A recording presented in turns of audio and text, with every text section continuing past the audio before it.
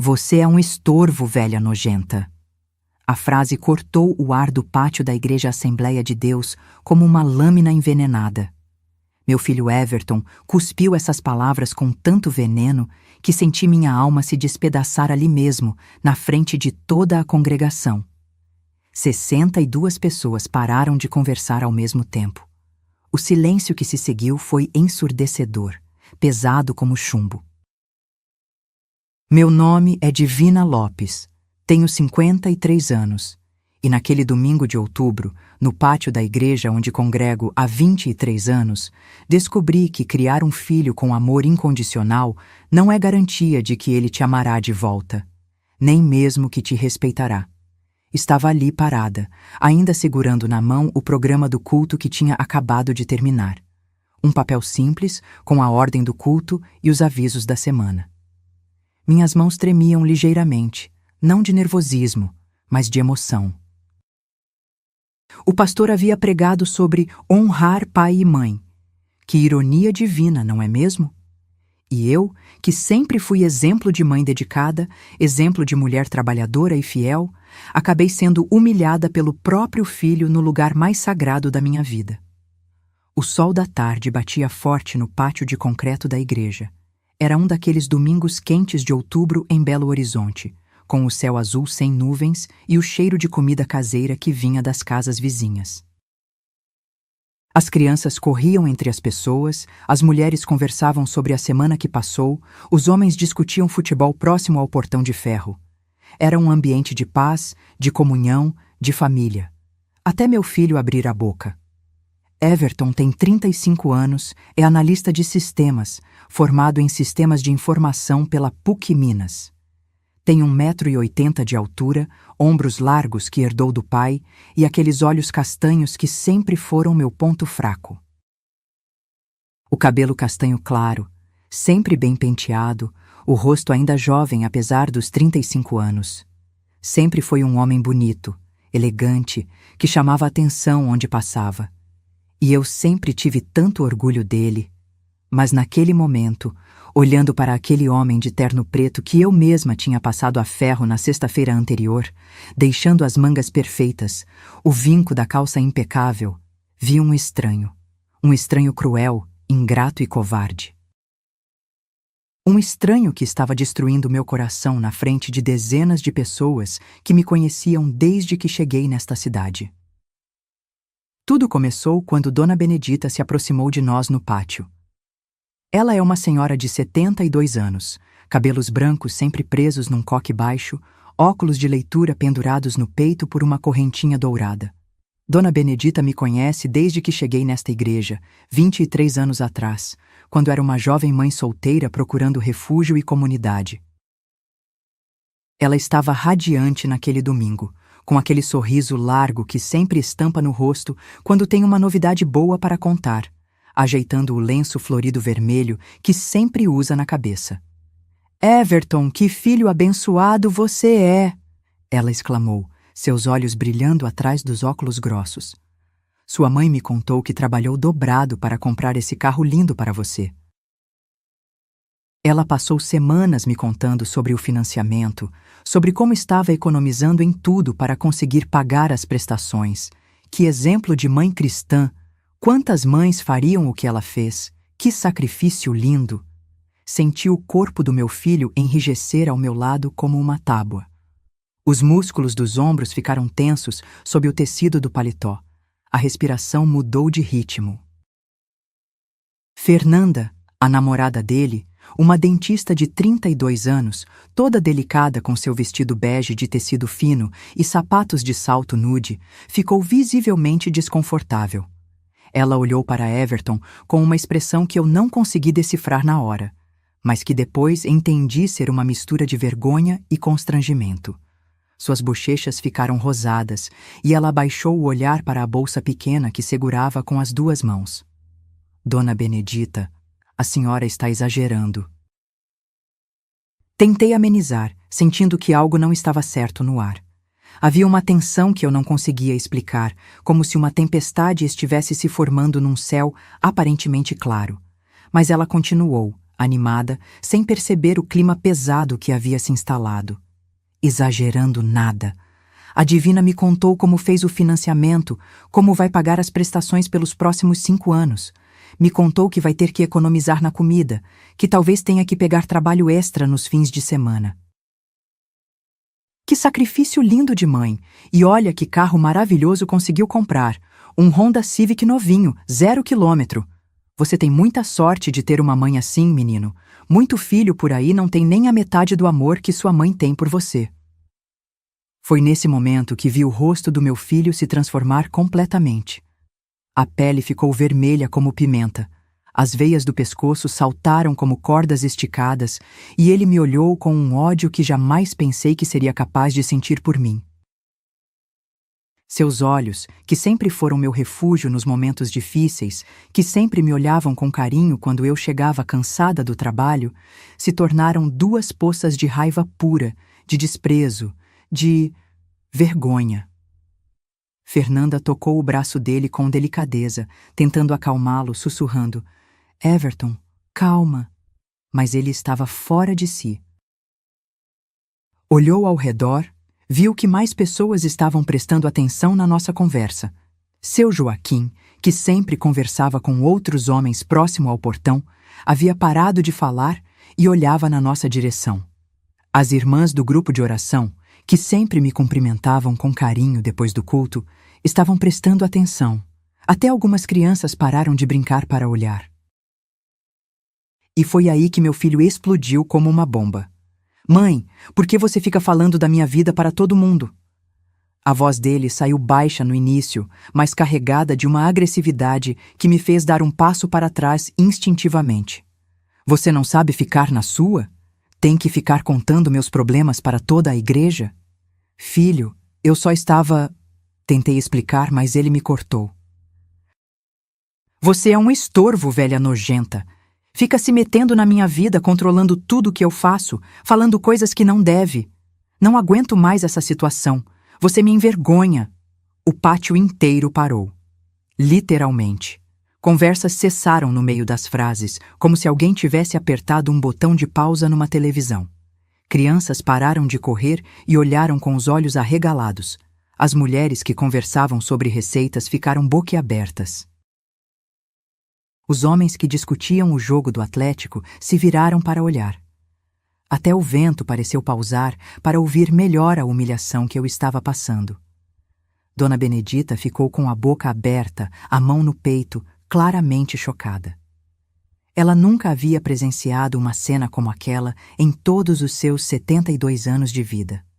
Seu Joaquim, que estava conversando com outros homens próximo ao portão, se virou completamente para olhar, com uma expressão de indignação. As irmãs do grupo de oração, Dona Carmen, Dona Rosa e Irmã Lucinha, que sempre me cumprimentavam com carinho e me perguntavam sobre a semana, me olharam com uma mistura de pena, constrangimento e choque. Pastor Henrique, que havia saído da igreja naquele momento para se despedir dos fiéis, presenciou tudo. Ele parou na porta, ainda vestindo o terno preto do culto, com a Bíblia na mão, e ficou observando a cena com uma expressão grave. Senti as lágrimas queimando meus olhos como água fervente, mas não conseguia chorar. Era como se meu corpo tivesse entrado em choque, como se meu cérebro se recusasse a processar o que estava acontecendo. 35 anos. 35 anos de vida dedicada àquele menino, e era assim que ele me retribuía? Na frente de toda a comunidade que me conhecia como a mãe exemplar, a mulher trabalhadora, a fiel que nunca faltava aos cultos, que sempre contribuía com o que podia, que sempre estava disposta a me ajudar quem precisasse? Everton. Tentei falar, mas minha voz saiu como um sussurro fraco, quase inaudível. "E não precisa mais me controlar!" Ele gritou ainda mais alto, pegando Fernanda pelo braço com uma força que a fez fazer uma careta de dor. "Eu sou adulto, formado, tenho meu trabalho, posso fazer o que quiser com o que é meu. Não preciso de mãe grudenta me vigiando." Fernanda estava claramente mortificada. Seu rosto estava vermelho de vergonha. Ela olhava para o chão, evitando fazer contato visual comigo ou com qualquer pessoa ali presente. Era óbvio que ela queria estar em qualquer lugar menos ali, presenciando aquela cena humilhante. Everton arrastou Fernanda em direção ao Honda Civic prata, que brilhava sob o sol da tarde. O carro que eu havia comprado para ele. O carro que estava me custando R$ 790 por mês pelos próximos 5 anos. O carro que representava o maior sacrifício financeiro que eu havia feito em toda a minha vida. Pastor Henrique se aproximou de mim com passos rápidos, a preocupação estampada no rosto. Irmã Divina, você está bem? O que aconteceu aqui? Não estava. Não estava nem um pouco bem. Sentia como se tivessem arrancado meu coração do peito e pisoteado na frente de todo mundo. Mas o que eu ia dizer? Que havia criado um monstro? Que o filho que eu amava mais que a minha própria vida tinha acabado de me humilhar da pior forma possível no lugar onde eu buscava paz e consolo? Estou sim, pastor. Menti, tentando reorganizar os pensamentos que giravam em círculos na minha cabeça. Ele está passando por uma fase difícil no trabalho. Estresse, sabe como é. Mas por dentro eu sabia que aquilo não era fase. Aquilo não era estresse. Aquilo era revelação. Meu filho havia mostrado quem realmente era. E eu tinha que aceitar que durante 35 anos eu havia me enganado completamente sobre o caráter dele. As pessoas tentaram me consolar. Dona Benedita veio até mim com lágrimas nos olhos, se desculpando por ter causado a situação. Divina, minha filha, eu não imaginava. Se eu soubesse que ia dar nisso, nunca teria falado nada. Outras irmãs vieram me abraçar, sussurrando palavras de conforto. Isso vai passar. Deus tem um propósito. Filhos às vezes fazem a gente sofrer, mas o amor de mãe é maior. Mas eu só queria desaparecer. Só queria que o chão se abrisse e me engolisse, me levasse para longe daquela humilhação pública. Pastor Henrique pôs a mão no meu ombro. Irmã Divina, quer que eu converse com ele? Não, pastor. Obrigada, mas isso é problema nosso. Vai ficar tudo bem. Mais uma mentira. Nada estava bem e eu tinha a sensação de que nunca mais ficaria. Voltei para a casa de ônibus naquela tarde, coisa que não fazia há 3 semanas, desde que Everton havia ganhado o carro. Sentei no banco duro do coletivo, com o cheiro de diesel e suor, olhando pela janela embaçada as ruas de Belo Horizonte passando devagar no trânsito de domingo. E uma pergunta martelava na minha cabeça como um martelo incansável. Como eu havia chegado até aqui? Como uma mulher que acordava às 4 da manhã todos os dias para trabalhar, que sustentava a casa sozinha há décadas, que havia criado um filho com tanto amor e dedicação que chegava a doer fisicamente, tinha chegado ao ponto de ser chamada de estorvo e velha nojenta pelo próprio filho? Como? Quando cheguei em casa, um apartamento simples de 2 quartos no bairro Concórdia, que eu alugava há 15 anos, encontrei um bilhete na mesa da cozinha. A letra apressada de Everton numa folha arrancada de um caderno. Vou passar o fim de semana na casa da Fernanda. Não me procure, preciso pensar. Sentei na mesma cadeira onde ele havia se sentado 3 meses antes para me pedir o carro. E, finalmente, chorei. Chorei por mim. Chorei pelo filho que eu pensava ter criado. Chorei pelos 35 anos que eu havia desperdiçado, achando que amor incondicional geraria gratidão. Chorei pela humilhação pública, pela vergonha que senti quando todos aqueles olhos me olharam com pena. Mas no fundo, muito no fundo, alguma coisa estava mudando dentro de mim. Uma sementinha de revolta, de indignação, de cansaço que eu não sabia que existia. Eu ainda não sabia. Mas aquele domingo foi o dia em que Divina Lopes, a mãe submissa e dedicada, começou a morrer para que uma nova mulher pudesse nascer. Uma mulher que talvez, finalmente, aprendesse a se valorizar. Naquela noite de domingo, sentada na cozinha da minha casa, olhando para aquele bilhete frio que meu filho havia deixado, eu me fiz a mesma pergunta que martelava na minha cabeça desde que saí da igreja. Como foi que eu cheguei até aqui? A resposta estava enterrada em 35 anos de história. 35 anos de uma devoção que começou quando eu tinha apenas 17 anos e descobri que estava grávida numa manhã de dezembro de 1988, quando olhei para o teste de farmácia e vi 2 linhas azuis que mudariam minha vida para sempre. Eu era quase uma criança ainda, filha de Dona Maria das Graças e seu João Batista, que tinham uma pequena mercearia no bairro Concórdia. Meus pais eram pessoas simples, trabalhadores honestos que me criaram com amor, mas também com a rigidez que era comum naquela época. Papai era um homem sério, de poucas palavras, que acordava às 5 da manhã para abrir a mercearia e só fechava às 8 da noite.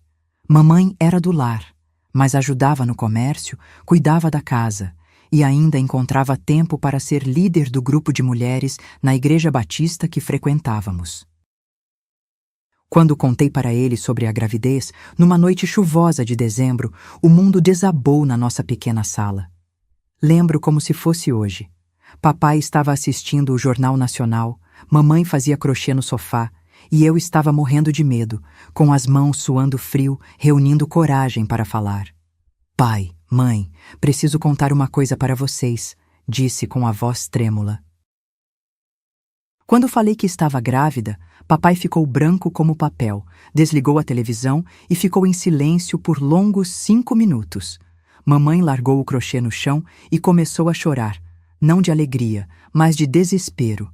Divina, como foi que isso aconteceu? Onde foi que erramos na sua criação? O pai do Everton se chamava Roberto Silva, tinha 22 anos, trabalhava como mecânico numa oficina próxima de casa.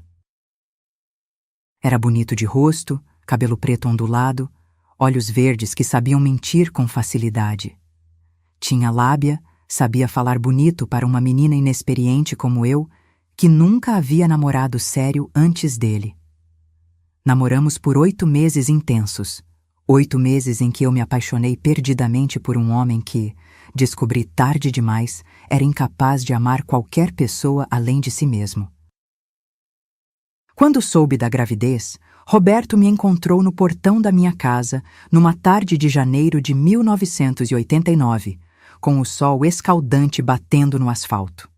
Ele estava com o uniforme sujo de graxa da oficina, o cheiro de óleo diesel impregnado na roupa. Eu havia ensaiado como contar a notícia. Havia imaginado várias reações possíveis, mas não estava preparada para o que aconteceu. Roberto, preciso falar com você sobre uma coisa importante. Comecei, com o coração disparado. Quando contei sobre a gravidez, ele me olhou como se eu fosse uma estranha que havia acabado de pedir dinheiro emprestado na rua. Isso não é problema meu, Divina. Você que se vire.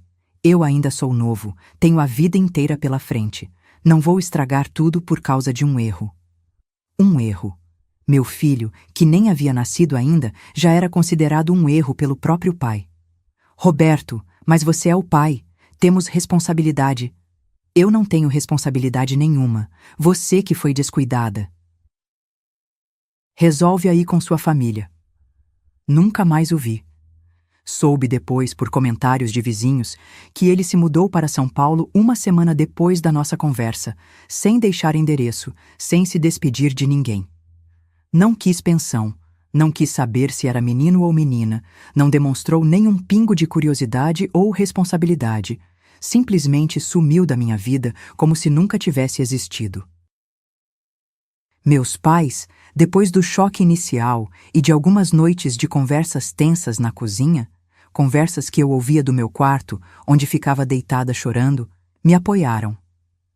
Papai chegou a procurar Roberto para conversar como homem, mas quando soube que ele havia sumido, voltou para casa com a expressão mais triste que já vi na vida dele. Divina, minha filha, disse mamãe numa manhã, me abraçando na cozinha enquanto eu tomava café com torrada. Chorei muito esses dias, não vou mentir.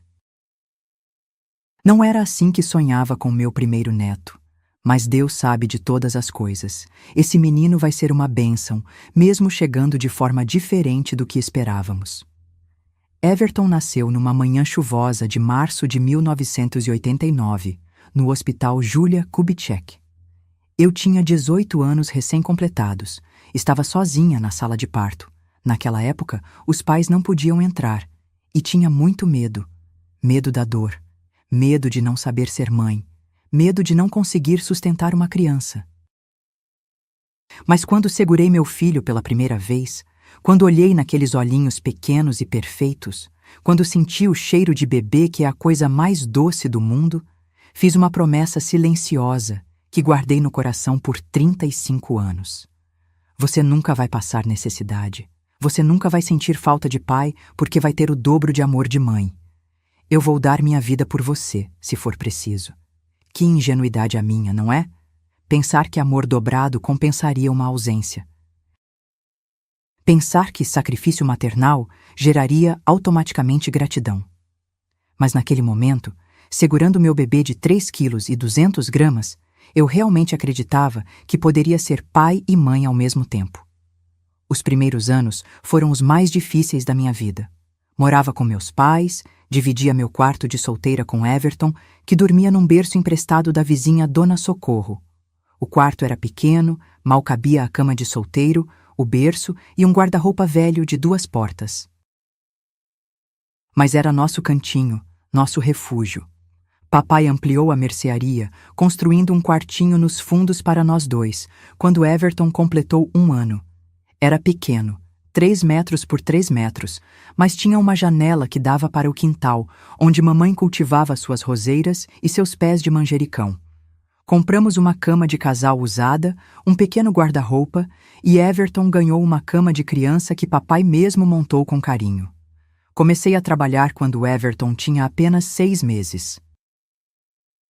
Não podia mais depender completamente dos meus pais. Eles já faziam muito deixando a gente morar na casa deles.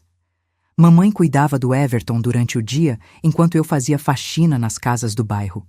Acordava às 5 da manhã, dava mamadeira para ele, preparava a papinha que ele comeria ao longo do dia e saía para enfrentar o mundo. Meu primeiro emprego foi na casa de Dona Lourdes, uma senhora viúva que morava numa casa grande no bairro Sagrada Família. Chegava lá às 7 da manhã e trabalhava até às 5 da tarde, limpando a casa inteira, lavando roupas no tanque, passando tudo a ferro. Ganhava meio salário mínimo, mas era dinheiro certo no final do mês.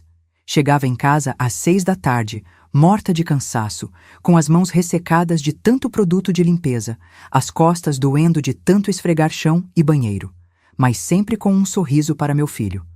Everton era um bebê alegre, risonho, que batia palminha quando me via chegar. Aquele sorriso banguela fazia todo o cansaço desaparecer. Lembro de uma época, quando Everton tinha 2 anos, que eu trabalhava em 3 casas diferentes. Dona Lourdes de manhã, Dona Carmen à tarde, e ainda fazia costuras à noite para complementar a renda. Minhas mãos ficavam em carne viva de tanto sabão em pó, de tanto produto de limpeza. Desenvolvi uma alergia que fazia meus dedos descamarem, mas não podia parar de trabalhar. Havia noites que eu costurava até 2 da manhã, fazendo bainhas de calça, consertando roupas, fazendo pequenos ajustes para as vizinhas. Ganhava 5, 10 reais por cada peça, dinheiro que fazia diferença no orçamento apertado. Everton dormia no meu colo enquanto eu costurava, e às vezes acordava no meio da madrugada chorando.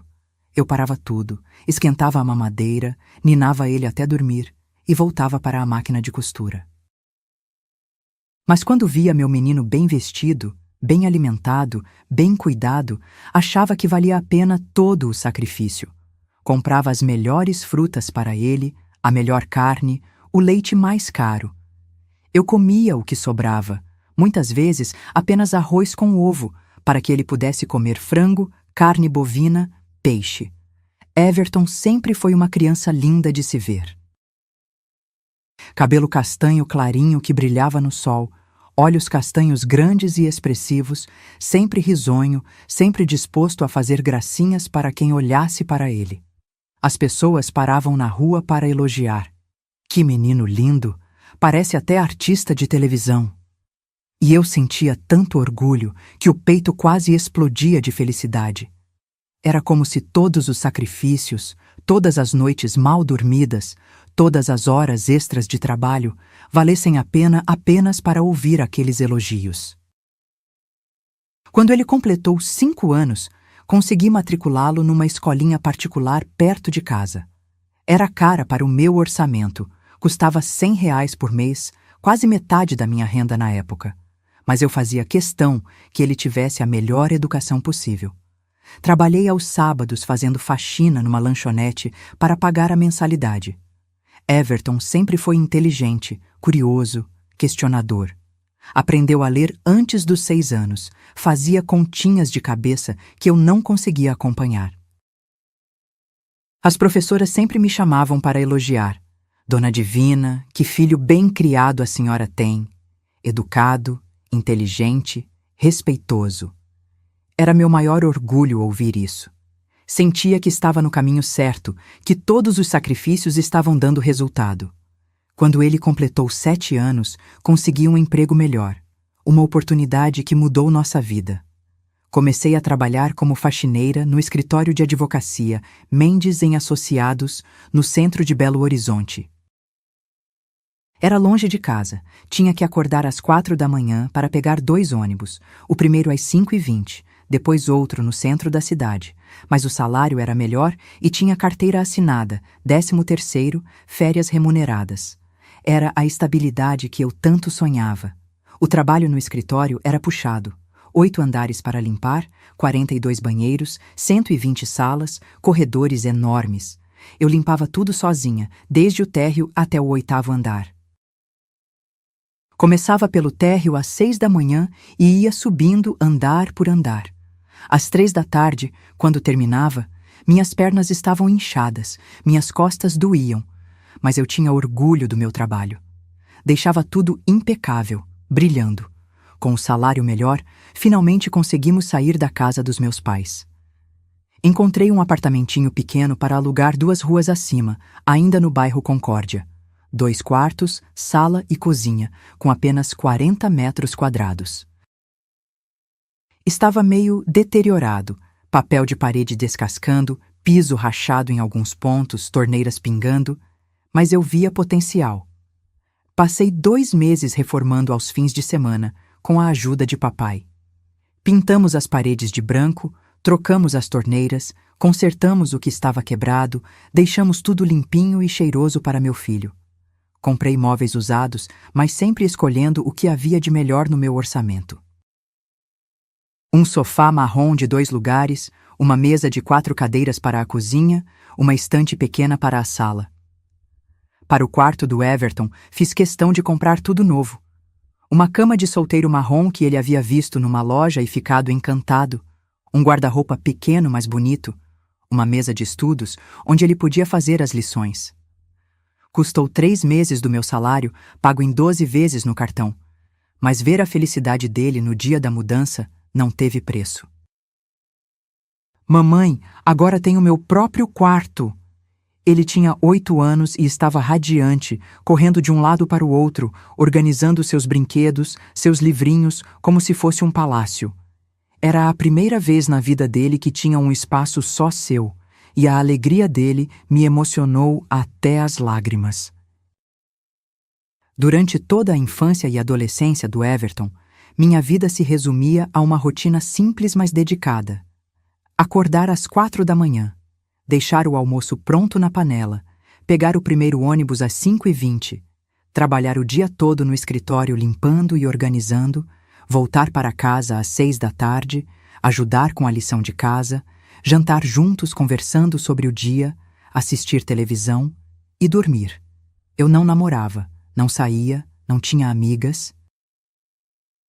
Minha vida social se resumia aos cultos de domingo na igreja e às conversas rápidas com as vizinhas.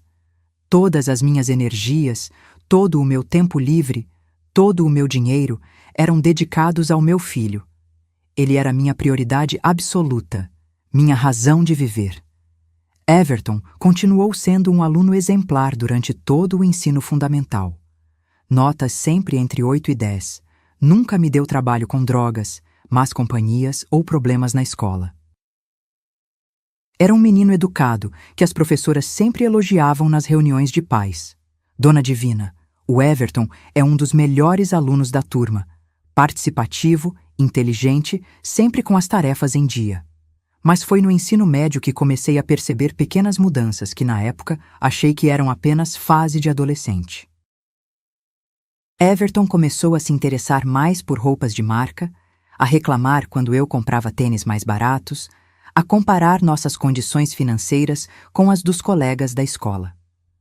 Mãe, por que a gente não pode ter um carro como a família do João Pedro?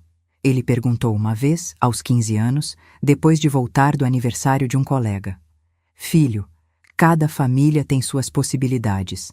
A gente tem o que é nosso, com muito trabalho e honestidade. Mas é constrangedor ter que pedir carona para todo mundo. A palavra constrangedor me incomodou.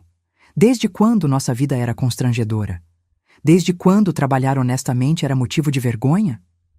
Quando ele quis fazer cursinho para entrar na faculdade de sistemas de informação, eu não hesitei, mesmo sabendo que seria um sacrifício financeiro enorme. Eram R$ 400 por mês, quase metade do meu salário na época, mas eu fazia questão que ele tivesse essa oportunidade que eu nunca tive. Trabalhei aos sábados fazendo faxina em mais 2 casas para pagar o cursinho. A casa de Dona Helena, uma professora aposentada, e a casa de seu Marcos, um contador. Acordava às 6 da manhã no sábado, trabalhava até às 6 da tarde, chegava em casa exausta, mas feliz por estar investindo no futuro do meu filho. Lembro do dia que ele passou no vestibular como se fosse ontem. Era uma manhã de dezembro. Eu estava preparando o almoço quando ele chegou em casa correndo, gritando: "Mãe, eu passei! Eu passei na faculdade!" Me abraçou com tanta força que quase me derrubou e choramos juntos de alegria. Eu me sentia a mãe mais orgulhosa do mundo. Meu filho ia ser formado, ia ter diploma universitário, ia ter oportunidades que eu nunca tive. Durante os 4 anos da faculdade, continuei me desdobrando para que ele não precisasse trabalhar.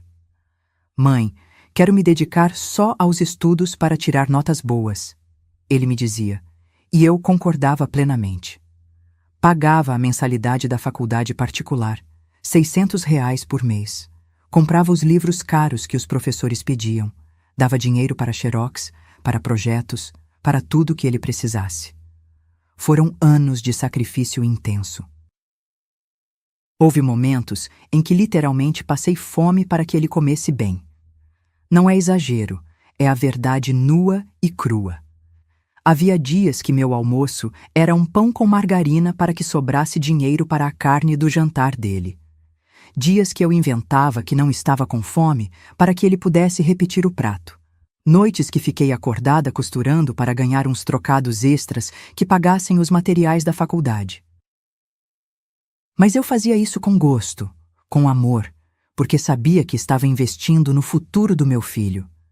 Cada sacrifício valia a pena quando eu via as notas boas que ele tirava, quando ouvia os professores elogiando sua dedicação, quando imaginava o futuro próspero que ele teria.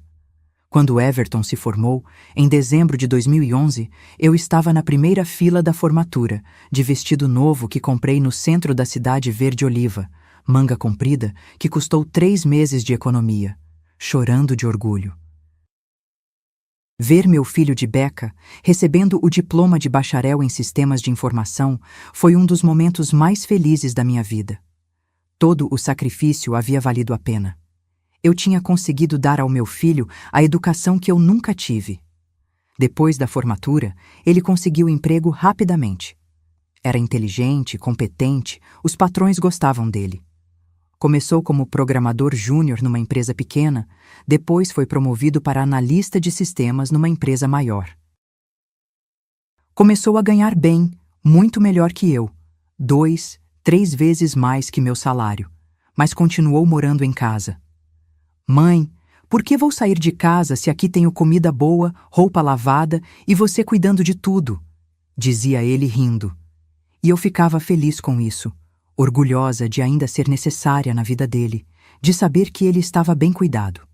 Ele começou a namorar algumas meninas ao longo dos anos, mas nunca nada muito sério. Relacionamentos que duravam alguns meses e acabavam. Eu até chegava a conhecer algumas, mas ele nunca parecia estar realmente apaixonado. Até que conheceu Fernanda, 2 anos atrás. A primeira vez que ele trouxe ela em casa, eu percebi imediatamente que algo tinha mudado no meu filho. Everton ficou diferente, mas tenso, nervoso. Fernanda era claramente de classe social diferente da nossa. Roupas caras, cabelo sempre impecável, unhas feitas, jeito delicado de falar. Era educada comigo, mas eu sentia uma distância, um desconforto que não conseguia explicar. Foi quando Everton começou a ficar mais exigente com tudo em casa. Reclamava da decoração, dizia que a televisão era muito velha, que o sofá estava desgastado, que precisávamos modernizar as coisas. Mãe, a gente precisa melhorar nossa situação aqui. Mas modernizar com que dinheiro? Eu ganhava o mesmo salário há anos, e ele, apesar de ganhar bem, gastava tudo consigo mesmo. Roupas de marca, saídas com os amigos, restaurantes caros com Fernanda. Os sinais estavam todos ali, claros como a luz do dia, mas eu não quis ver. Quando ele começou a me pedir para não contar para Fernanda que eu era faxineira, eu deveria ter percebido o que estava acontecendo. Mãe, quando a Fernanda perguntar sobre seu trabalho, só fala que você é do lar, tá bom? É mais elegante, ele disse numa tarde, com um jeito constrangido que eu nunca havia visto antes. Elegante? Filho, trabalhar honestamente não é elegante? Ai, mãe, você sabe como é. O pessoal da Fernanda é diferente. Médicos, dentistas, advogados, é melhor evitar assunto. Eu deveria ter perguntado por que ele sentia necessidade de mentir sobre minha profissão. Deveria ter questionado por que meu trabalho honesto era motivo de vergonha. Mas eu não quis criar conflito. Que mãe quer ver o filho constrangido? Se mentir sobre minha profissão fazia ele se sentir melhor, que problema havia? Que problema havia? Como eu era ingênua! Como eu não percebi que estava criando um monstro movido pela vergonha que sentia de mim, da nossa vida simples, dos sacrifícios que eu fazia por ele. Agora, sentada nesta cozinha, remoendo toda essa história com o coração partido, eu entendia perfeitamente como havia chegado até ali. Havia chegado amando demais, sacrificando demais, aceitando demais. Havia chegado esquecendo que amor não pode ser unilateral, que respeito precisa ser mútuo, que gratidão não pode ser imposta. 35 anos depois daquele dia em que segurei meu bebê nos braços e prometi dar minha vida por ele, meu filho me chamou de estorvo e velha nojenta na frente de toda a igreja. E o pior de tudo, eu estava começando a perceber que, de alguma forma, eu havia permitido que isso acontecesse. Tinha alimentado a ingratidão com minha submissão. Tinha nutrido o desrespeito com minha tolerância excessiva. Tinha criado um homem que se envergonhava da própria mãe. E agora precisava decidir o que fazer com essa descoberta dolorosa.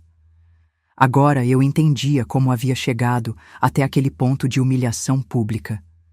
Mas entender o passado não diminuía a dor do presente.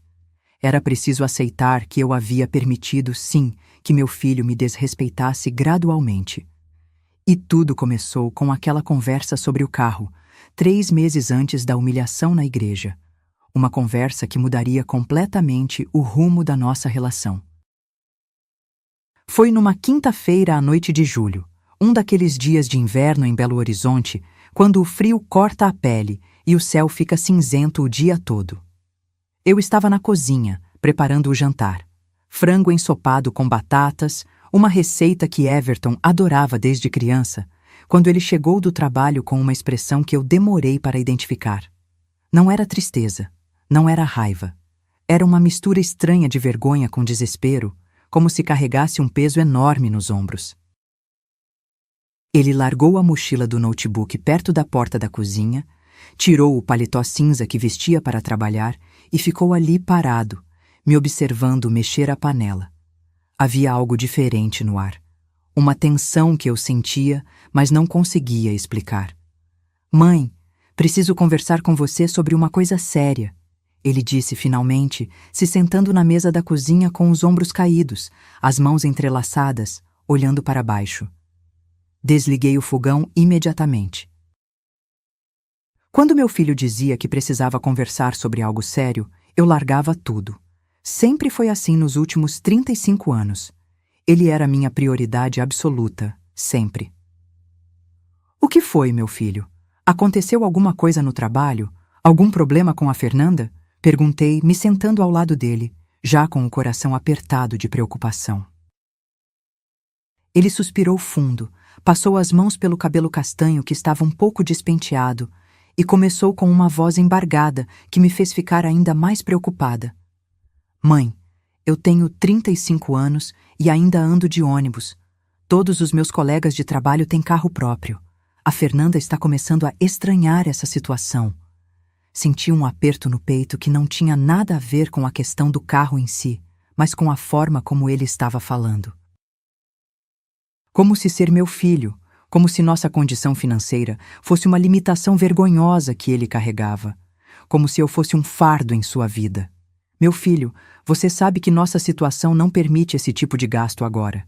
Tentei explicar com paciência. Carro é muito caro para manter. Tem seguro, combustível, manutenção, IPVA. É uma responsabilidade financeira grande. Mãe, você não entende. Ele se exaltou de uma forma que me assustou, batendo a mão fechada na mesa com força, fazendo os pratos trincharem. Ontem, o pessoal do escritório marcou um happy hour num shopping longe, na região da Savassi. Eu não pude ir porque não tinha como voltar para casa depois. Hoje, a Fernanda comentou que seria bom se eu pudesse buscá-la no consultório dela quando ela fica até tarde atendendo pacientes. Anteontem perdi uma oportunidade de emprego melhor, porque a empresa fica numa região onde não passa ônibus direito. Eu me sinto um fracasso completo. Aquela palavra me perfurou como uma faca afiada. Fracasso. Meu filho se sentia um fracasso, e de alguma forma isso era responsabilidade minha. Era culpa da minha condição financeira, da minha profissão, da vida simples que eu podia oferecer a ele com meu salário de faxineira. Everton, você não é um fracasso, disse, tentando tocar sua mão, mas ele afastou bruscamente. Você é um homem trabalhador, formado numa universidade boa, competente no que faz, respeitado pelos colegas. Mãe, competente mas que anda de ônibus, ele gritou, se levantando da cadeira e começando a andar de um lado para o outro na cozinha pequena. Competente mas que não pode levar a namorada para jantar em lugares decentes porque não tem carro. Competente mas que aos 35 anos ainda mora com a mãe e depende dela para tudo. Cada palavra era uma pedrada na minha autoestima. Morar comigo era um problema? Eu sempre pensei que ele ficava em casa porque gostava da minha companhia, da comida caseira, do conforto de ter alguém cuidando dele com amor. Mas estava descobrindo que era pura conveniência financeira, e uma conveniência que o envergonhava. Filho, se você quer sair de casa, pode sair, falei, sentindo a voz tremer de emoção. Nunca te prendi aqui. Você tem salário bom, pode alugar um apartamento. Não é isso, mãe. Ele parou de andar e suspirou profundamente, mudando a estratégia. Ficou mais calmo, mais carinhoso, usando o tom de voz que usava quando era criança e queria alguma coisa. Olha, eu amo morar com você. Amo sua comida. Amo ter você cuidando de mim. Mas eu preciso de independência para algumas coisas. Preciso de um carro para me sentir completo como homem. Completo como homem. Meu filho precisava de um carro para se sentir completo como homem. E eu, que havia me sentido completa apenas segurando ele nos braços pela primeira vez há 35 anos, não conseguia entender essa lógica. Mas entendia o sofrimento dele, via a angústia em seus olhos, e isso me bastava para querer ajudar. Quanto custa um carro, filho? Perguntei, sabendo que me arrependeria da resposta, mas incapaz de ver meu filho sofrer daquele jeito. Os olhos dele brilharam como os de uma criança na manhã de Natal. Não precisa ser caro, mãe. Eu já pesquisei tudo. Um Honda Civic usado, modelo 2020 ou 2021, sai por uns R$ 40.000. É um carro bom, japonês, econômico, que vai durar muitos anos. É um investimento, não um gasto. R$ 40.000. Eu ganhava R$ 2.400 por mês. R$ 40.000 representava quase 2 anos da minha renda bruta, sem descontar os gastos básicos de casa. Era um valor astronômico para mim, quase impossível de imaginar. Filho, isso é muito dinheiro. Tentei argumentar, mas ele estava preparado. Mãe, eu ajudo a pagar. Ele se apressou em dizer, sentando ao meu lado novamente, pegando minhas mãos calejadas entre as dele. Posso dar R$ 300, R$ 400 por mês para ajudar na parcela. E olha só que vantagem, quando eu tiver o carro, posso te levar no trabalho todos os dias. Você não vai mais precisar acordar às 4 da manhã, não vai mais precisar pegar 2 ônibus, posso te levar no mercado, na igreja, no médico quando precisar. Vai ser bom para nós dois. A ideia era realmente tentadora. Não precisar mais acordar às 4 da manhã para pegar o primeiro ônibus às 5h20. Não precisar mais carregar sacolas pesadas de mercado debaixo de chuva. Não precisar mais voltar sozinha do culto de terça-feira, caminhando pela rua escura até o ponto de ônibus. Não precisar mais chegar em casa às 6 da tarde, com as pernas inchadas de tanto ficar em pé no transporte público. Mas, principalmente, a ideia de ver meu filho feliz, completo, realizado, sem aquela expressão de sofrimento que estava estampada em seu rosto, era irresistível para meu coração de mãe. Deixa eu pensar sobre isso, disse, mas no fundo já sabia qual seria a minha decisão. Sempre soube que faria qualquer sacrifício pelo meu filho. Passei o fim de semana inteiro fazendo contas e mais contas. Peguei todos os meus comprovantes de renda dos últimos 3 meses. Organizei meus gastos numa planilha que Everton me ensinou a fazer no computador dele. Anotei cada centavo. Aluguel, R$ 500. Luz, média de R$ 100. Água, R$ 50. Gás, R$ 40. Telefone fixo, R$ 40. Mercado, R$ 400. Remédios para pressão alta, R$ 100. Produtos de limpeza, R$ 50. Dízimo da igreja, R$ 240. Por mais que eu quisesse fazer aquilo dar certo, por mais que virasse os números de cabeça para baixo, a matemática era implacável. Se eu financiasse R$ 40.000 em 60 meses, pagaria cerca de R$ 800 por mês. Com meu salário de R$ 2.400, sobrariam R$ 1.600 para todas as outras despesas. Já eram R$ 1.420 só de gastos básicos obrigatórios. Sobravam apenas R$ 180 por mês para emergências, roupas, qualquer imprevisto. Era apertado demais, perigoso até. Mas quando vi Everton na segunda-feira de manhã, tomando café com uma expressão abatida, triste, comentando que talvez fosse melhor terminar com Fernanda porque ela merece alguém melhor, alguém que possa oferecer mais, eu tomei uma decisão que mudaria minha vida para sempre. Vamos comprar o carro, anunciei na terça-feira à noite, depois do jantar. O rosto dele se transformou instantaneamente. Era como se alguém tivesse acendido uma luz dentro dos seus olhos castanhos. Um sorriso enorme se abriu em seu rosto, o primeiro sorriso genuíno que eu via há semanas. Sério, mãe? Você conseguiu um jeito? Como? Consegui. Vamos ao banco amanhã conversar sobre financiamento. Ele me abraçou com tanta força que quase me derrubou da cadeira. Mãe, você é a melhor mãe do mundo.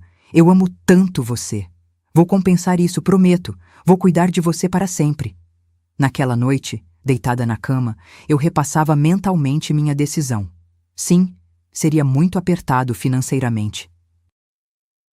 Sim, teria que economizar em tudo, cortar gastos, talvez pegar trabalhos extras. Mas valeria a pena para ver meu filho feliz.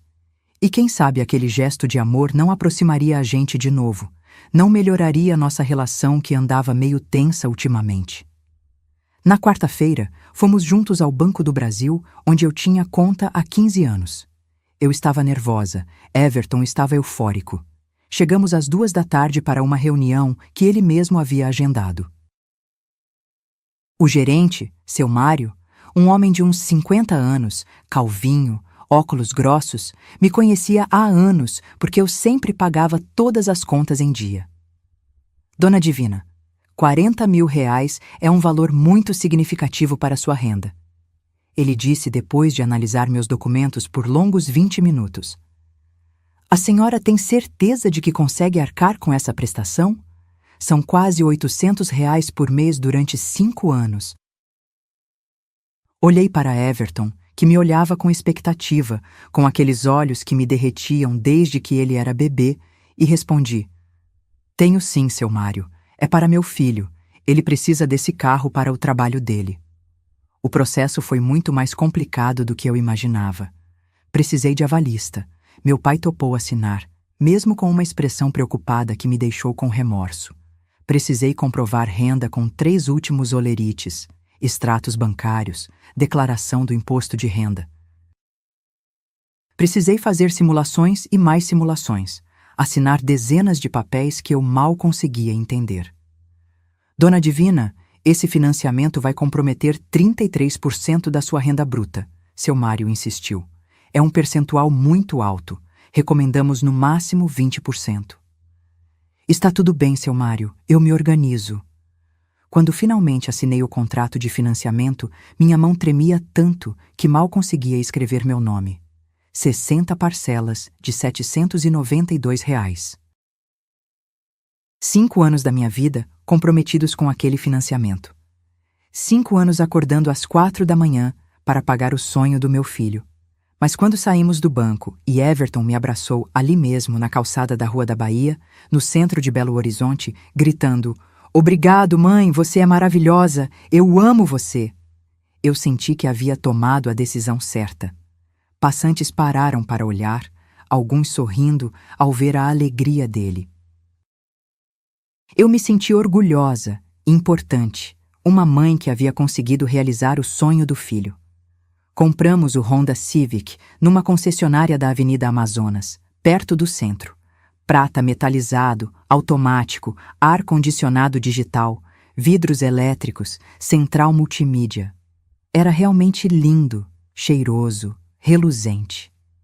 Everton ficou como uma criança na loja de brinquedos, conhecendo cada detalhe do carro, fazendo 1000 perguntas para o vendedor sobre consumo, manutenção, garantia. Olha só, mãe, tem até GPS e Bluetooth para conectar o celular. Ele estava radiante, tirando fotos de todos os ângulos, já imaginando como seria dirigir aquela máquina. No dia que fomos buscar o carro, uma semana depois, ele insistiu que eu dirigisse primeiro. Mãe, você também é dona deste carro. Precisa saber dirigir ele. Eu não dirigia há 10 anos, desde que vendi meu Uno velhinho de 1995 para ajudar a pagar a faculdade dele. Mas naquele dia, com Everton do meu lado, me ensinando pacientemente, me lembrando dos comandos, eu me senti a mulher mais importante do mundo. Durante as 3 primeiras semanas depois da compra, tudo foi exatamente como eu havia sonhado. Everton me levava ao trabalho todos os dias, chegando no escritório às 5h50, 10 minutos antes do meu horário. Íamos juntos ao mercado aos sábados, e ele carregava todas as sacolas pesadas até o carro. Me buscava na igreja depois dos cultos noturnos de terça e quinta-feira, esperando pacientemente no carro enquanto eu conversava com as irmãs. Ele postou foto no Instagram me agradecendo, uma foto nossa 2 ao lado do carro, com a legenda: Gratidão eterna à melhor mãe do mundo, que sempre fez de tudo para me ver feliz. Te amo, mãe. Mae Herói. Gratidão. Honda Civic. A foto teve 123 likes e dezenas de comentários elogiando nossa relação. Eu me senti a mãe mais orgulhosa do mundo. Fernanda começou a ser mais simpática comigo também. Veio jantar em casa 2 vezes naquelas primeiras semanas, elogiou minha comida, me ajudou a lavar a louça, disse que eu era uma mãe muito especial e que Everton Tinha muita sorte. Pensei que finalmente tínhamos entrado numa nova fase da nossa relação, que talvez ela finalmente me aceitasse como parte da família. Como eu estava enganada.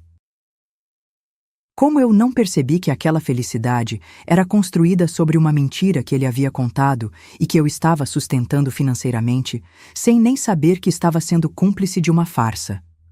A bomba relógio estava armada e faltavam apenas algumas semanas para explodir.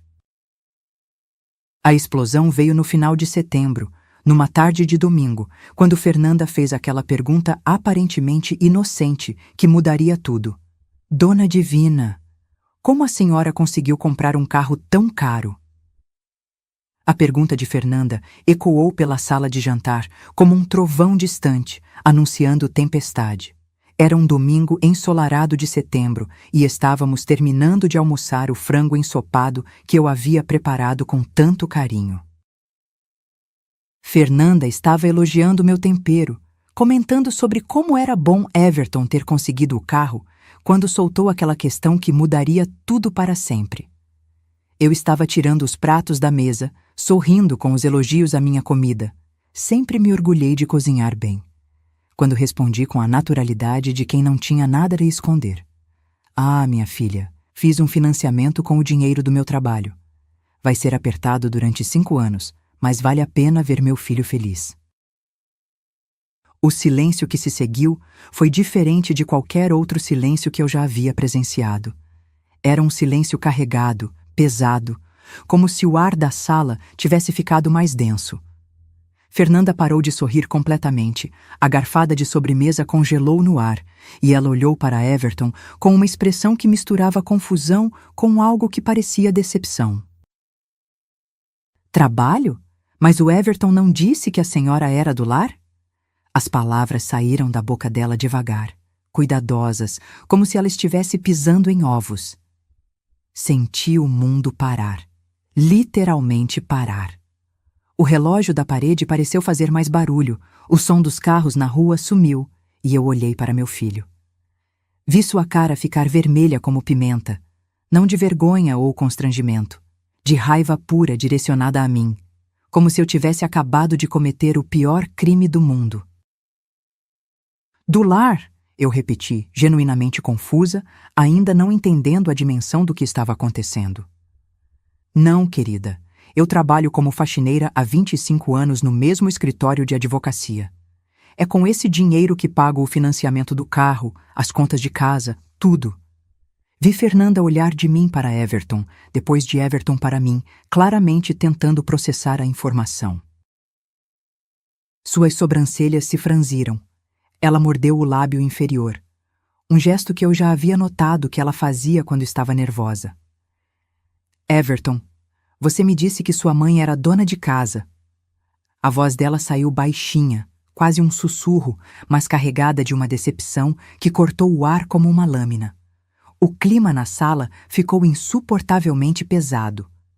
Everton se levantou da mesa tão bruscamente que a cadeira quase tombou para trás, fazendo um barulho alto que me assustou.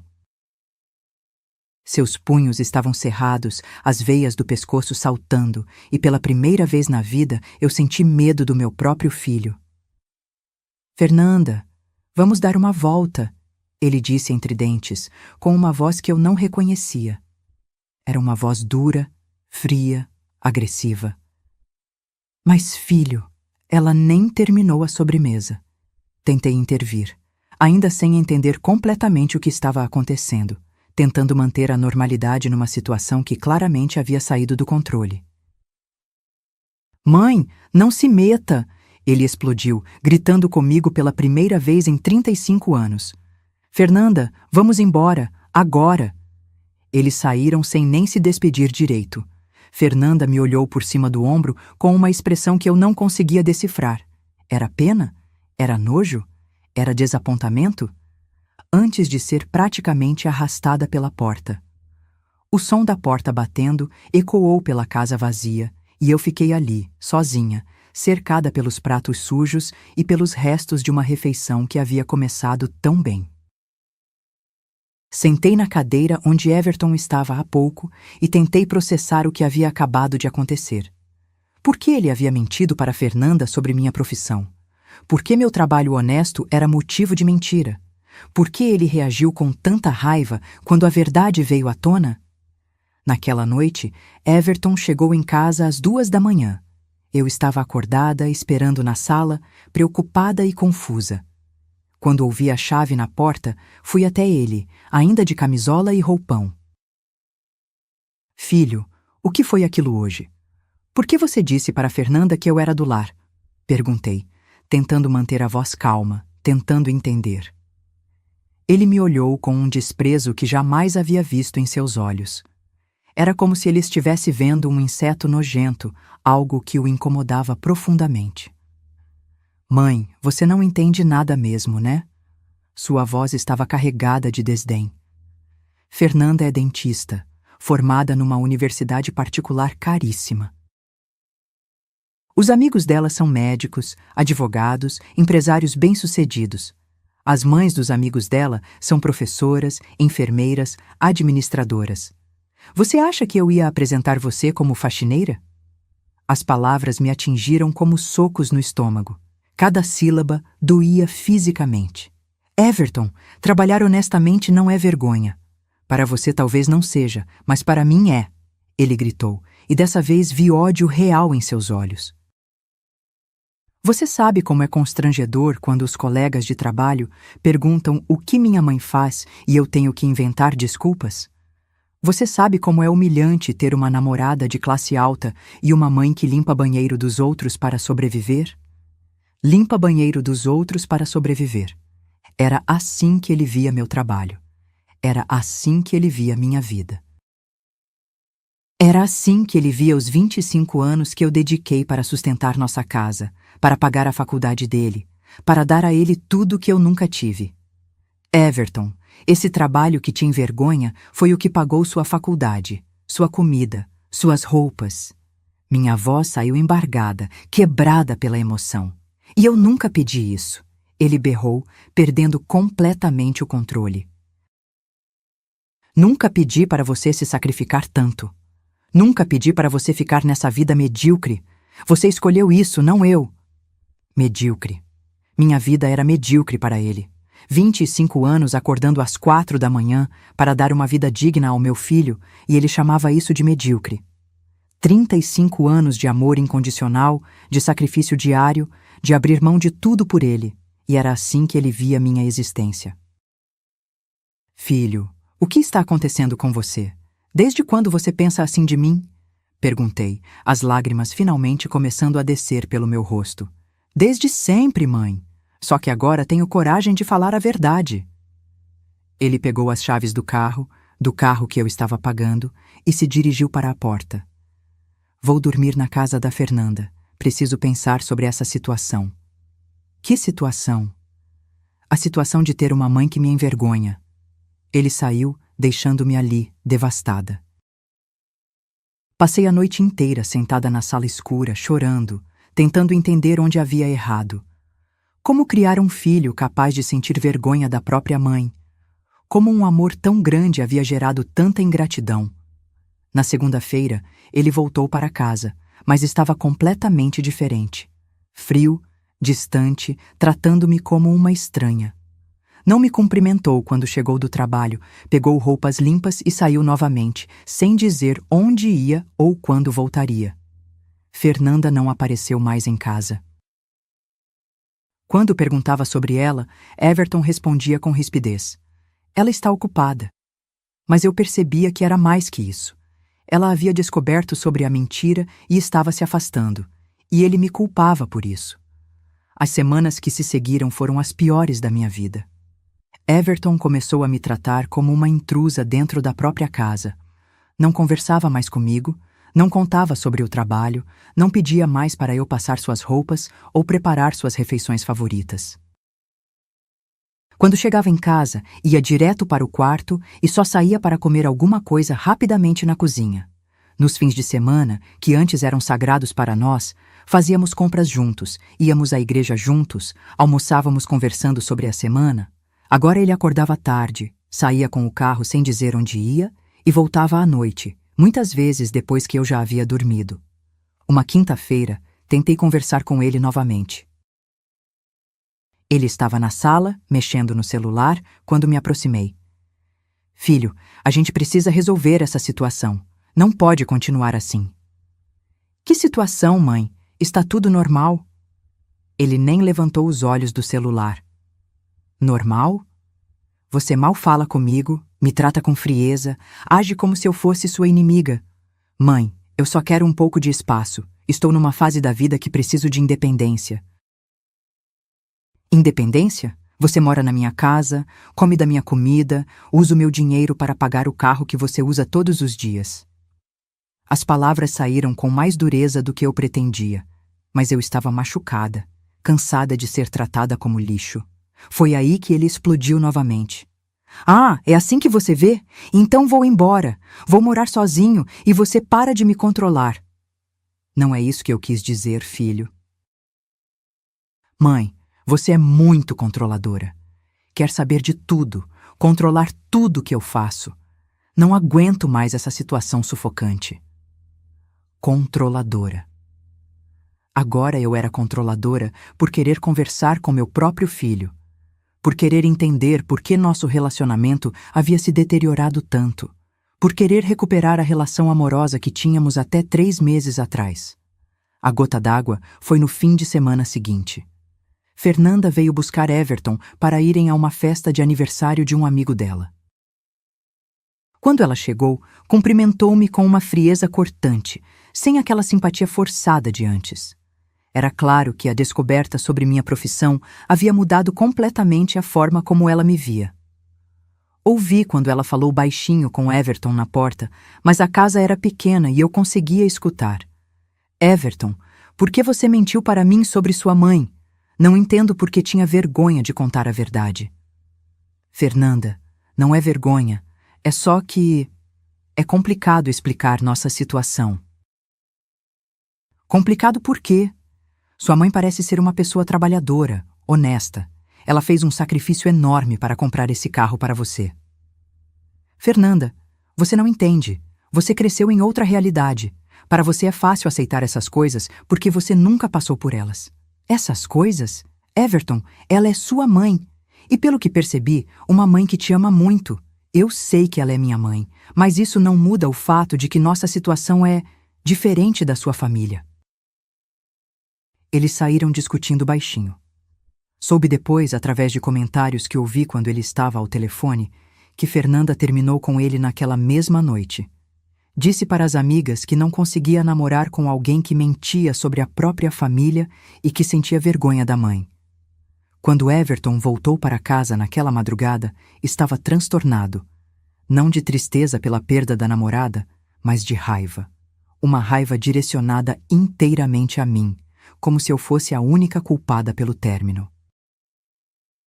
Pronto, mãe. Está feliz agora? Ele disse, entrando em casa e batendo a porta com força suficiente para fazer os quadros na parede tremerem. Do que você está falando? Perguntei, saindo do meu quarto onde estava tentando dormir. A Fernanda terminou comigo por sua causa. Por minha causa? Everton, eu não fiz nada. Ah, você contou que era faxineira. Você estragou tudo. Filho, eu só falei a verdade. Não sabia que você estava mentindo para ela sobre isso. Você sabia sim. Eu tinha pedido para você não falar sobre seu trabalho. Era verdade. Ele havia pedido. Mas eu jamais imaginei que ele tivesse inventado uma mentira tão elaborada. Jamais pensei que meu filho fosse capaz de negar minha existência, minha realidade, minha dignidade dessa forma. Everton, mentir não estava certo. O que não estava certo era você não ficar na sua e não estragar minha vida. Naquele momento, olhando para aquele homem de 35 anos, me culpando por suas próprias mentiras, me responsabilizando pelo término de um relacionamento baseado em falsidade, eu tive uma revelação dolorosa e definitiva.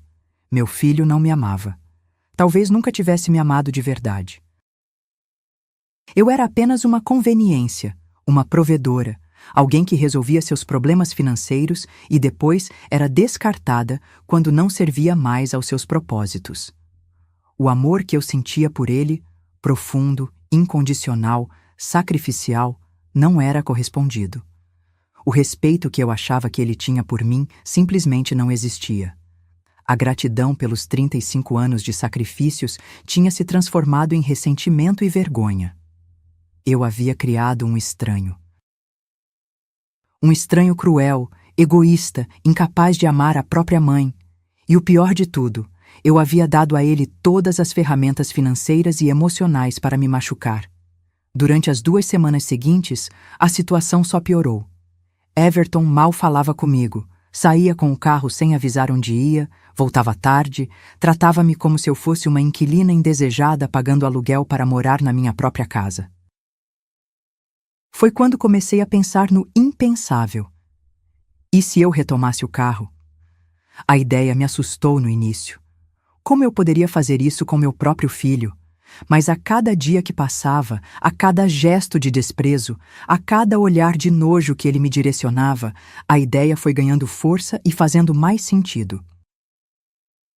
Por que eu deveria continuar pagando R$ 792 por mês durante 5 anos para alguém que me tratava como lixo?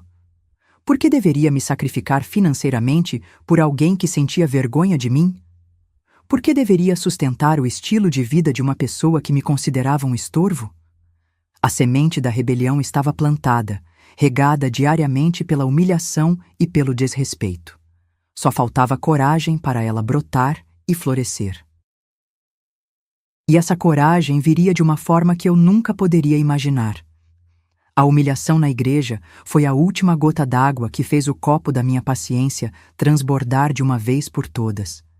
Depois de passar aquele domingo chorando até não ter mais lágrimas, depois de me ver sendo chamada de estorvo e velha nojenta na frente de toda a congregação que me conhecia há 23 anos, alguma coisa morreu dentro de mim para sempre.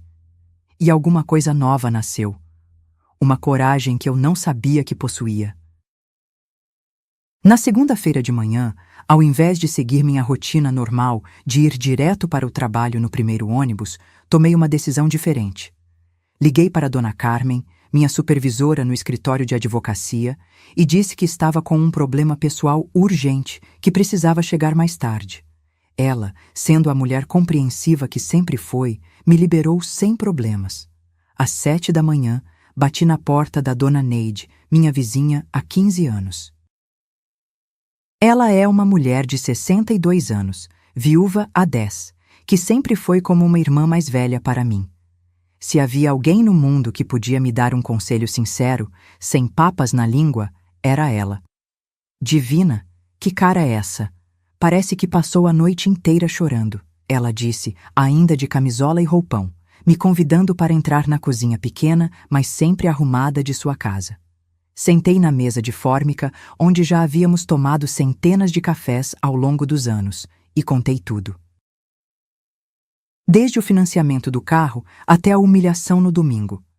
Dona Neide me ouviu em silêncio absoluto, balançando a cabeça, com uma expressão que misturava indignação crescente com pena genuína.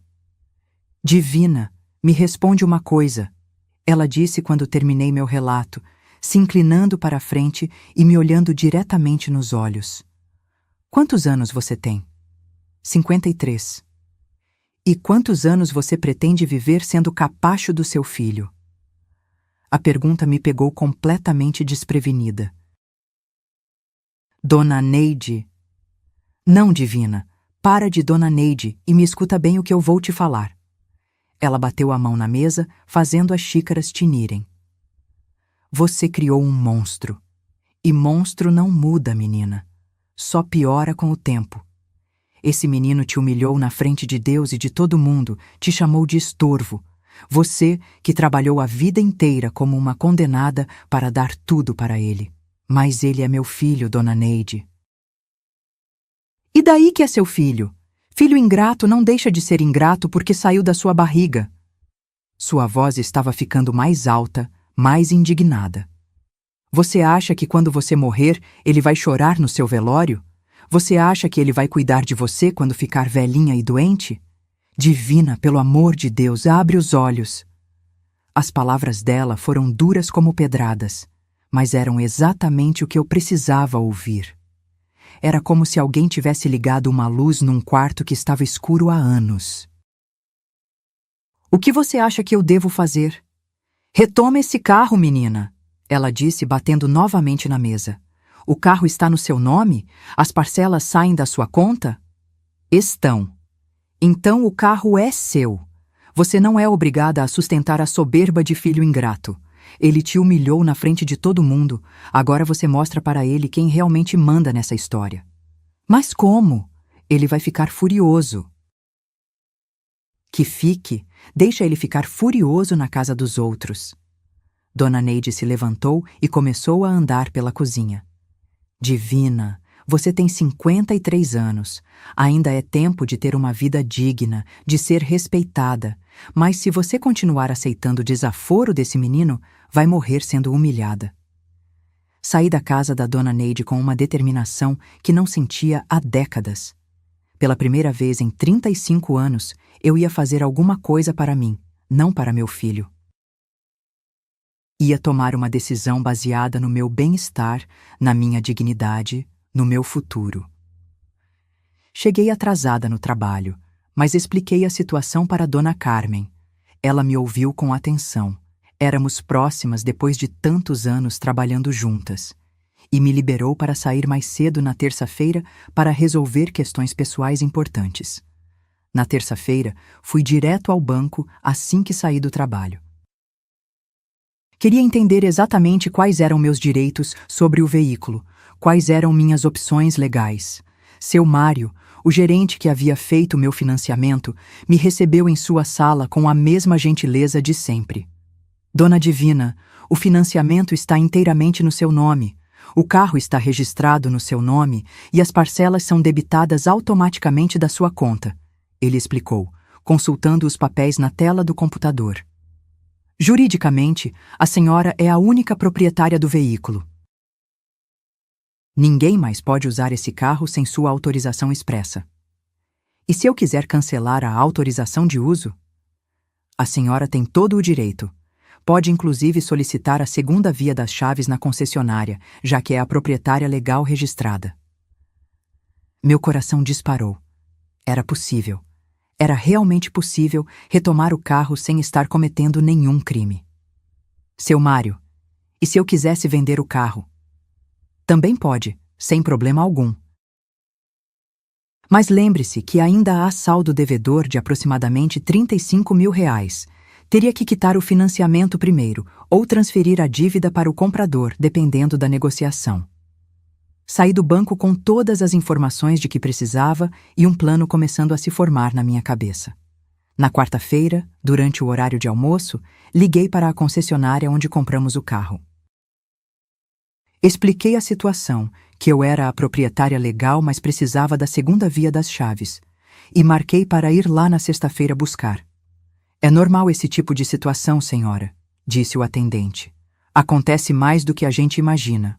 Traga apenas RG, CPF e o documento do veículo.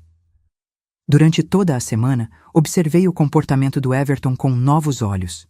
Ele continuava me tratando como se eu fosse invisível. Chegava em casa, comia o jantar que eu preparava sem um obrigado, tomava banho com a água que eu pagava e saía de novo com o carro para encontrar os amigos. Não me cumprimentava quando chegava, não perguntava sobre meu dia, não demonstrava nenhum pingo de gratidão ou afeto. Na quinta-feira à noite, tentei uma última conversa, uma última tentativa de salvar nossa relação. Everton, a gente precisa conversar sobre o que aconteceu no domingo na igreja. E que tem para conversar? Você fez o que fez? Agora aguenta as consequências. Ele respondeu sem nem tirar os olhos do celular. Que consequências, filho? Eu só falei a verdade sobre meu trabalho. Mãe, você sabe muito bem que estragou minha vida. Por sua causa, a Fernanda terminou comigo. Por sua causa, eu fiquei passando vergonha na frente de todo mundo. Everton, ela terminou porque você mentiu para ela, não porque eu falei a verdade. Tanto faz. O resultado é o mesmo. Agora vou ter que recomeçar tudo do zero. Ele pegou as chaves do carro para sair novamente, como fazia todas as noites. Foi quando eu decidi fazer minha última tentativa. Filho, Você já parou para pensar que esse carro está custando R$ 792 por mês do meu salário pelos próximos 5 anos? Ele parou na porta e se virou para mim com uma expressão de irritação. E daí? Você quis comprar. Eu comprei porque você me pediu. Porque disse que precisava, que estava sofrendo. E eu preciso mesmo. Preciso trabalhar, preciso ter uma vida social, preciso me relacionar com pessoas. E eu? Eu não preciso ter uma vida? Não preciso ser respeitada? Mãe, que drama é esse agora? Você tem sua vida. Trabalha, vai na igreja, conversa com as vizinhas. Que mais você quer? Quero ser tratada com respeito dentro da minha própria casa. Ninguém te desrespeita. Você que está criando problemas onde não existem. Problemas? Everton, você me chamou de estorvo e velha nojenta na frente de toda a igreja? Foi só um momento de estresse. Você que não entende que às vezes as pessoas ficam nervosas. Naquele momento, olhando para aquele homem de 35 anos que não demonstrava nenhum pingo de remorso pelo que havia feito, que não pedia desculpas, que ainda por cima minimizava a minha dor, tomei minha decisão final e irrevogável. Está bem, Everton. Pode ir. Ele saiu e eu fiquei ali, mais determinada do que nunca.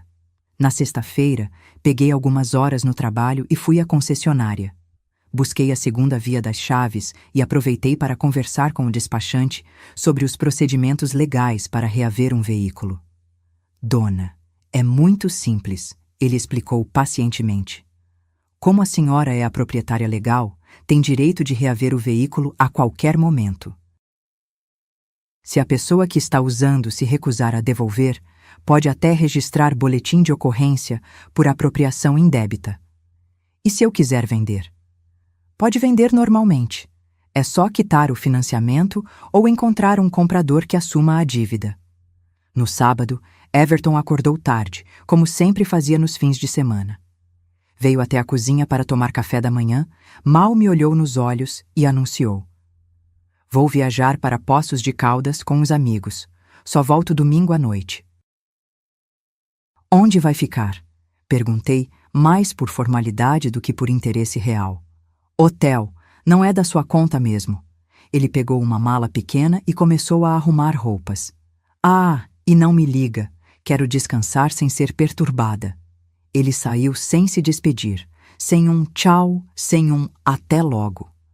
Simplesmente pegou as chaves do carro e foi embora. Foi aí que decidi agir. Esperei ele sair, peguei minha segunda via das chaves e desci até a garagem do prédio onde o carro estava estacionado. Meu coração batia descompassado, como se estivesse fazendo algo errado, mas eu sabia que estava certa. O carro era meu por direito. Entrei no Honda Civic pela primeira vez em semanas. Senti o cheiro do ambientador que ele havia colocado. Vi alguns CDs dele no porta-luvas, notei que havia migalhas no banco. Ele estava comendo dentro do carro. Respirei fundo e liguei o motor. Dirigi até um estacionamento privado que ficava a 10 quarteirões de casa e deixei o carro lá, pagando a diária. Voltei para casa a pé, guardei as chaves num local seguro e passei o fim de semana inteiro preparando mentalmente o que ia falar quando ele voltasse. Domingo à noite, pontualmente às 10 horas, Everton chegou em casa procurando as chaves do carro. Mãe, você viu as chaves do meu carro? Ele perguntou, revistando os lugares onde costumava deixá-las. Seu carro? Perguntei, olhando diretamente para ele. Que carro seu? Mãe, não faz isso comigo. Onde estão as chaves? Everton, senta aí que a gente precisa conversar. Minha voz saiu mais firme do que eu esperava. Ele percebeu que algo estava diferente no meu tom, mais decidido, mais seguro. O carro não está mais na garagem, está num lugar seguro. As chaves estão comigo. Mãe, que brincadeira é essa? Você não pode fazer isso. Não é brincadeira, filho. É decisão. Peguei todos os documentos do financiamento e coloquei na mesa entre nós. Este carro está no meu nome. As parcelas saem da minha conta. Você me humilhou na frente de toda a igreja, me chamou de estorvo e velha nojenta. Agora vai andar a pé. O rosto dele ficou vermelho de raiva, as veias do pescoço saltaram como cordas esticadas. Mãe, você não pode fazer isso comigo. Eu preciso do carro para trabalhar, para ter vida social. Deveria ter pensado nisso antes de me humilhar publicamente. Mãe, pelo amor de Deus, foi só um momento de nervosismo. Eu não queria dizer aquilo. Pela primeira vez em meses, vi desespero real em seus olhos. Mas eu já não acreditava mais nas desculpas do meu filho.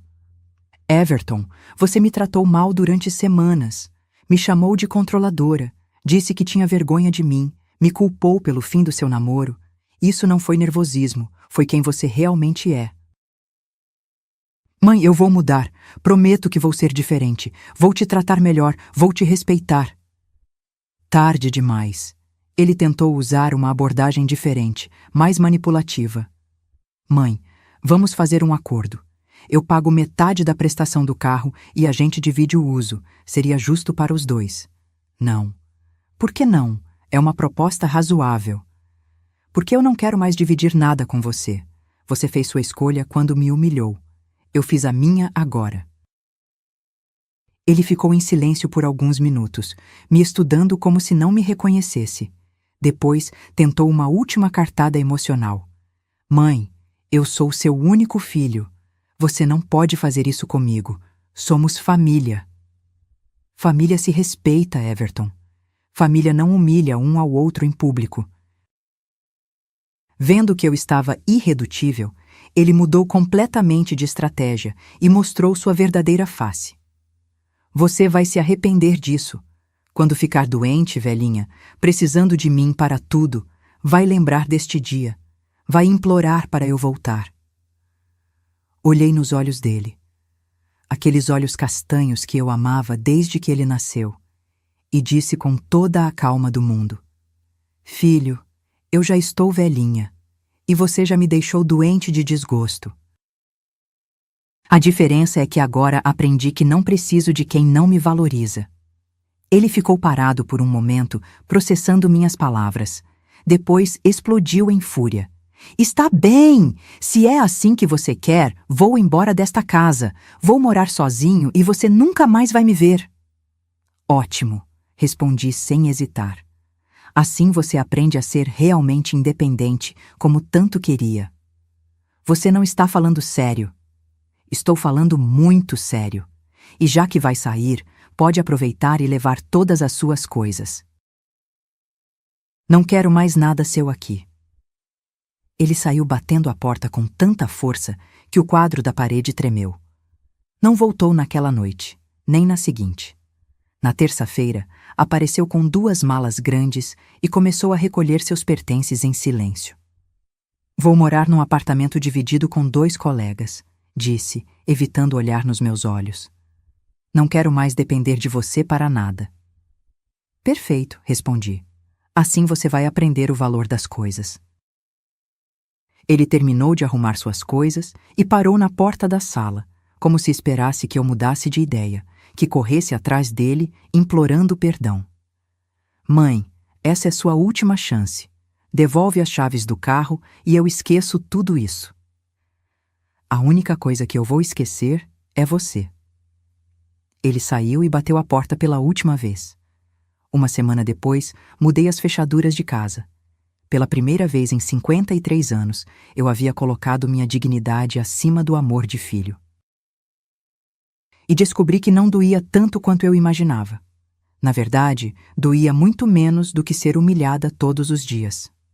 3 dias depois que mudei as fechaduras, tomei outra decisão que surpreendeu até a mim mesma. Vendi o Honda Civic. Foi numa quinta-feira de manhã, enquanto tomava café sozinha na cozinha pela primeira vez em 35 anos. Olhei pela janela e não vi mais o carro prata estacionado na rua. Ele estava no estacionamento privado, custando R$ 20 por dia, e de repente, aquele carro não representava mais o sonho do meu filho realizado. Representava anos de sacrifício para sustentar a ingratidão de alguém que não me merecia. Liguei para a concessionária e marquei uma avaliação para o mesmo dia. Dona Divina, É uma decisão acertada, disse o vendedor que havia nos atendido 3 meses antes. O carro está em excelente estado, bem conservado. Podemos fazer um bom negócio.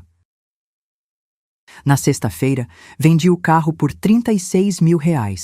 Com esse dinheiro, quitei o que restava do financiamento. Eram ainda R$ 32 mil.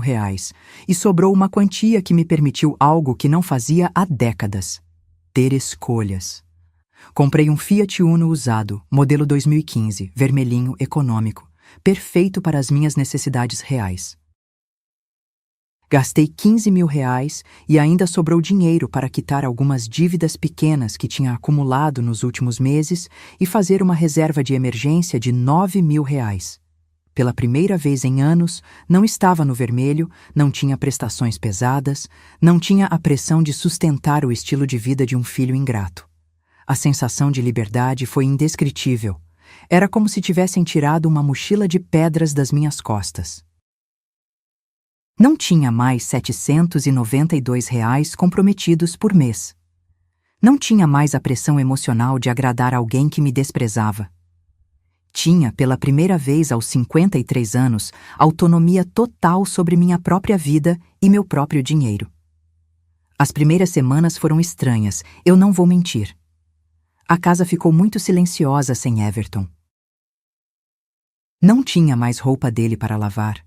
Não precisava mais cozinhar para 2 pessoas. Não ouvia mais o barulho das chaves na porta de madrugada. Não precisava mais me preocupar se ele havia jantado, se estava bem, se precisava de alguma coisa. Era um silêncio novo para mim. Mas não era um silêncio triste. Era um silêncio de paz, de tranquilidade, de alívio. Era o silêncio de quem finalmente podia respirar sem medo de ser humilhada a qualquer momento. Dona Neide vinha me fazer companhia quase todos os dias, principalmente nos primeiros tempos. Divina, você está diferente, ela dizia, observando meu rosto enquanto tomávamos café na minha cozinha. Está com uma luz no rosto que não via há anos. Parece mais nova, mais relaxada. E era verdade. Eu me sentia mais leve, como se tivesse me livrado de um peso enorme que carregava sem perceber. Não precisava mais andar pisando em ovos dentro da minha própria casa. Não precisava mais medir palavras para não envergonhar meu filho. Não precisava mais esconder quem eu era ou mentir sobre minha profissão. Comecei a fazer mudanças pequenas, mas significativas na casa. Comprei plantas para a varanda, samambaias, begônias, um pé de manjericão que perfumava a cozinha. Troquei as cortinas da sala por outras mais coloridas, reorganizei os móveis para aproveitar melhor a luz natural, coloquei quadros novos nas paredes, versículos bíblicos que comprei numa loja de artigos religiosos, nada muito caro, mas tudo feito com gosto, para mim, por mim. Não precisava mais me preocupar se Everton ia aprovar ou reclamar de alguma coisa. A casa era minha, as decisões eram minhas, a vida era minha. No trabalho, minhas colegas começaram a comentar sobre minha mudança de humor. Dona Divina, a senhora está mais animada, dizia Suelen, a menina que trabalha na recepção do escritório. Está sempre cantarolando, sempre sorrindo. Aconteceu alguma coisa boa? E tinha acontecido a melhor coisa que poderia ter acontecido. Eu havia aprendido a me valorizar. Havia descoberto que minha vida tinha valor próprio, independente de ser mãe de alguém. Havia entendido que eu era uma pessoa completa, trabalhadora, honesta, digna de respeito. 2 meses depois da ruptura, numa terça-feira à tarde, Everton tentou entrar em contato. Ligou para o telefone fixo de casa enquanto eu estava preparando o jantar. Só para mim, uma porção pequena, simples, gostosa. Mãe, sou eu. Meu coração deu um pulo quando ouvi a voz dele. 41 anos de maternidade não se apagam da noite para o dia, por mais que a razão me dissesse que eu havia tomado a decisão certa. Oi, Everton. Mãe, podemos conversar? Quero te ver, quero resolver essa situação entre a gente. Sobre o quê? Perguntei, mantendo minha voz calma e neutra. Sobre a gente, sobre o que aconteceu. Eu aprendi algumas coisas nesses meses morando sozinho.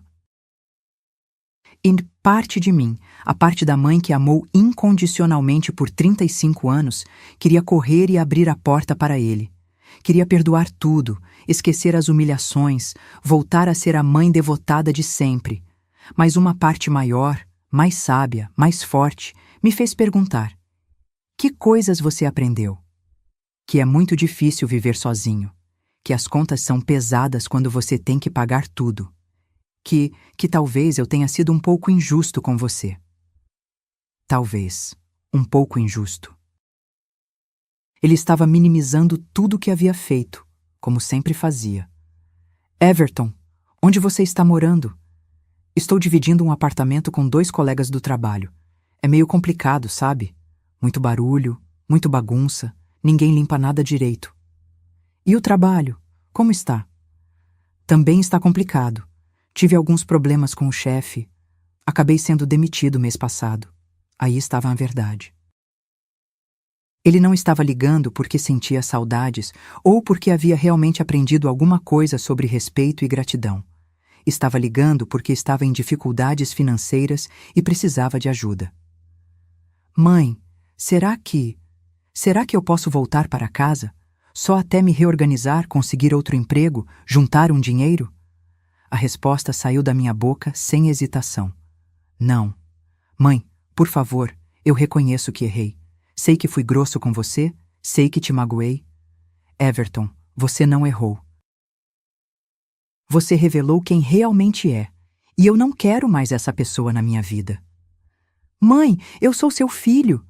Você não pode me abandonar assim. Você foi meu filho.